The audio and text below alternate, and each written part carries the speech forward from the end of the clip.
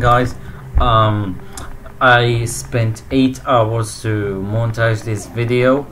I'm currently now done with the video, but I appreciate if you like the video and subscribe to my channel and make a good comment because it really motivates me. Thank you so much. Arigato. That's all I know. Merci. Thank you. Gracias. And yeah, peace. Hello, ladies and gentlemen. My name is Taifu. Welcome to my channel. Today I'm gonna take you into copyright history. Let's begin. Part 1. The beginning. Now, as we see, here is a graph that shows us the uprising of numbers of copy across Europe. The first time ever humanity recognized the copyright law is in Ireland. I know you didn't expect that. Me too. The king Diarmait Mike Sirbael, I tried at least to pronounce it, anyway, gave the judgment. To every cow belongs to her calf, therefore to every book belongs to its copy. Wise words for a king. Not bad. Anyway, this decision in Ireland led to a battle called the Battle of Cool Derheimen, which was fought over this issue. The reason I'm telling you this, it's because modern laws has been influenced by an era of older legal rights. Moving on to the part 2, the beam of light. Now we are currently at the Renaissance era, which we all know, where the printing press came into use in Europe in the 1400 and 1500, which made books cheaper than before. To make it easier for you to understand, the book before the printing cost $1,000. Now, when the machine came, it cost $100. See the difference now? As there were initially no copyright law, anyone could buy or rent a press and print any text. Popular new texts were immediately reset and republished by competitors. Sorry.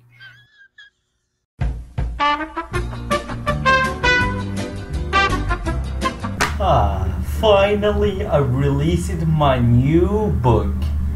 Oh, you published the book. Now I'm gonna copy it and I'm gonna make money from it. Wait, what do you mean? It's my... I don't care. There is no copyright law, so I can publish it and it will give me money and you will not have nothing.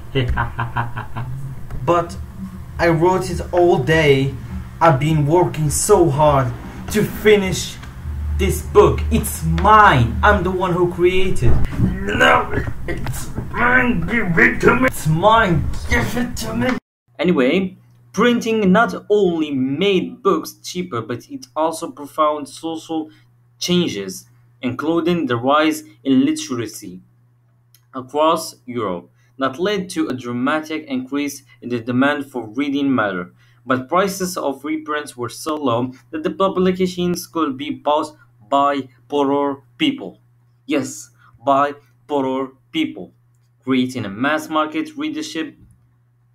After copyright law became established in 1710 in England and in 1840 in German areas, the low-price mass market vanished and more expensive editions were published. To understand more, here is a letter that Heinrich Heine, aka a German poet, sent to his publishers, complains.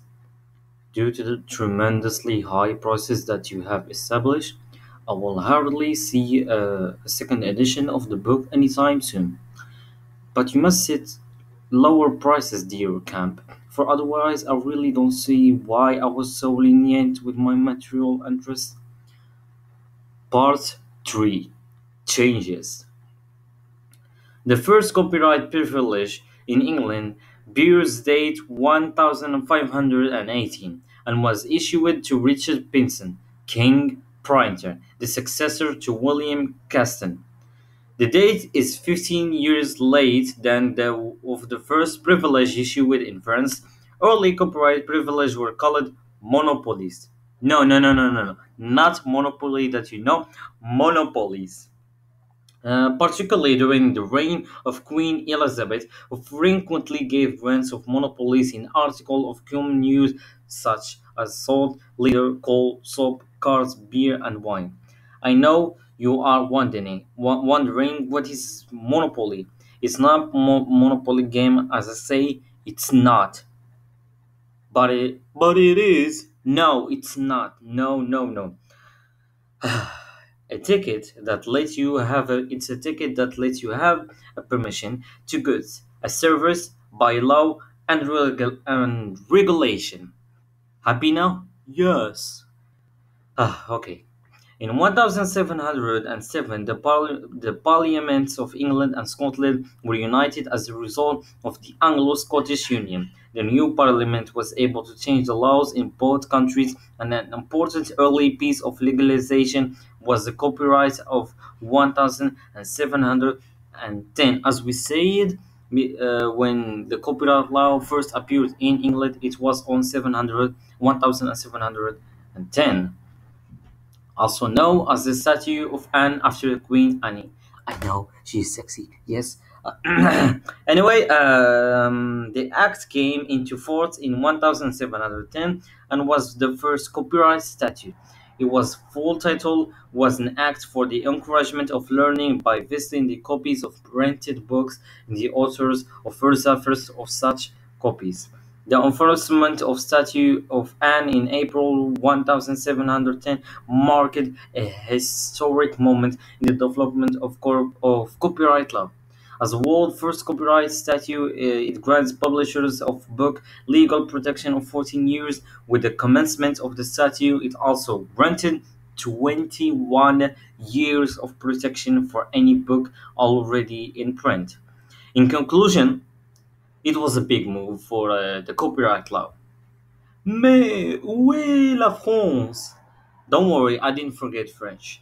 In 1793, a new law was passed giving authors, composers, and artists and the exclusive right to sell and distribute their works, and the right was extended to the rehearse and eye signs for 10 years after the author's death. The National Assembly places this law firmly on natural right footing, call it the law, the declaration of the right genius, and so evoking the famous declaration of the rights man and of the citizen. Anyway, French and England were and Germany was these three countries was the one who mainly developed the copyright law, and the first one was French, then England, and then Germany areas. Yeah. Now take my hand. Yes, take my hand. Don't worry. Because we're going to America, baby. Anyway, as you see, this is a graph of the copyright expansion in USA of the copyright law was on 1790 in the Colombian Centennial. You can read it. All the sources and are all in the description if you want to read it. The last part is the present, which is we are now nowadays we all know the CCC logo, what is so copyright, so no need to explain further. Bruh. I'm done. Now, after you see the video, when you will hear copyright law, you will not think about YouTube or Twitch or books or authors, but you will remember a history. It's been your boy Taifu. Peace.